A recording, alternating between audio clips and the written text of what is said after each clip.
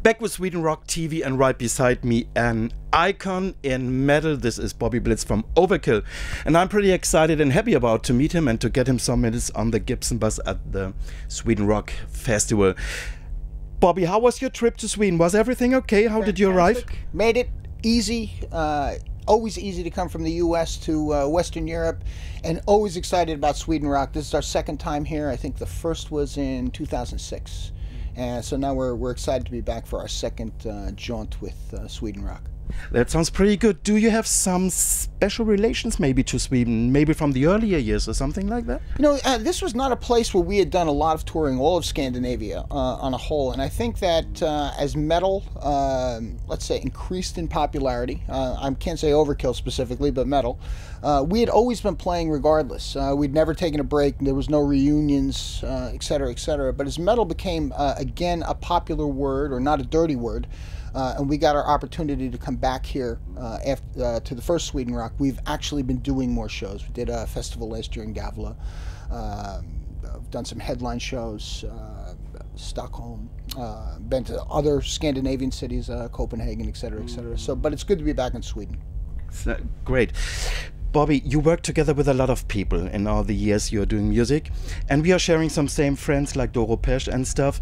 Is there something left for you or your career where you think this is definitely something I want to do in the time I'm in the future, where I'm still making music, some dreams or something like that? You know, I'm not one of the people who ever looked at this as being, this is what I want to do. I think that one of the successes that I can count is that every day always seems like a new opportunity, as opposed to saying, oh, if I do this, then it's done. I don't want to have that feeling. I remember back in '88, we got an opportunity to do a tour, being the opening band. It's still one of my favorite tours, and the bill was Slayer, Motorhead, Overkill. Oh. So, I mean, to me, that was a bloodbath, and I was a huge Motorhead fan. And meeting those guys back in '88, meeting Phil and Lemmy back then, and then touring again with them later, almost 20 years later, they were exactly the same guys, and I said, this is what rock and roll is all about. I completely agree. That sounds. I remember I was walking down a hall in on the first show with opening for Motorhead just a few years back, and I heard from a dressing room, do I hear Bobby Blitz's voice out there? Come in here and say hello to your old friend Lemmy and have a beer. And I said, this is what it's all about. So I suppose I've lived a lot of those dreams, but I don't look into the future and say, this is one more thing I want to do. This is one more thing I want to do. So it's good that every day brings a new opportunity. We've been talking about your mom before, that is playing baseball again. No, not baseball. You said basketball. How did your mom react when you decided to come home and tell her you want to do rock music? Do you remember that? My mother has made 2 records. So she had made 2 records. My father said, university, university, be happy, go to the university. My mother said, do what you want, go sing, go sing. So it was a great relationship I had with my parents, and even my dad understood this fully, that he had married a woman who sings and still does to this day. 80 years old, and we've just booked time for her at my partner Didi Verney's studio to go down and sing some old Irish classic songs, because she sings that beautifully. And my father has always been happy about what I did and what my choices were, and so is my mother. Is she from time to time going watching your concerts, or following what you do musically? Follows what I do musically. The last time she saw me was we just did a show at the Best Buy Theater in New York. It was Overkill Accept, actually. Oh, wow. Fantastic. And my mother got her first opportunity to see Accept. What did she say?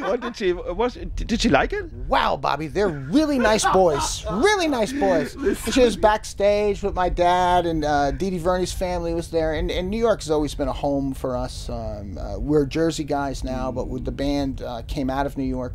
What ends up happening is when you're a young punk, you live in New York, and then when you have a family, you move to Jersey and you buy a house. So that's what's happened to Overkill too. But New York has still always been, you know, a home for us. Always a great thing. The Best Buy holds 2,400 people. It was sold out. great show having Sept on the bill, and great to have my parents and Dee Dee's dad there to see it. That sounds really great that you have such a cool mom hearing all this great news from you. Sure. Is there a band you're looking forward to see performing now, today, maybe tomorrow at Sweden Rock? I missed The Damned last night. We got in a little bit too late. I really wanted to see The Damned. I really wanted to see Joan Jett yesterday too. Tonight I'm going to watch Whitesnake afterwards. And tomorrow we're on our way to the Rock Hard Fest, so I'm not going to be able to see the last day here. Maybe you miss Destruction tomorrow? I missed Destruction. I missed Judas Priest last night too. I mean, I was just... And it was amazing. That's what I heard. I was like, oh my God, can I do... It's the rock and roll snore. Bobby, let me say thank you so far. You took your time so we could make this short follow-up. Let me wish you a great, great show tonight. My pleasure. And all the best for the future, and thank you for taking the time for doing this interview. And maybe you have some last words, not in Swedish, but for the Swedish and worldwide audience of Sweden Rock TV. Hey, what do you say? This is Bobby Blitz from Overkill, and yes, you are on Sweden Rock TV, so you're in the right place.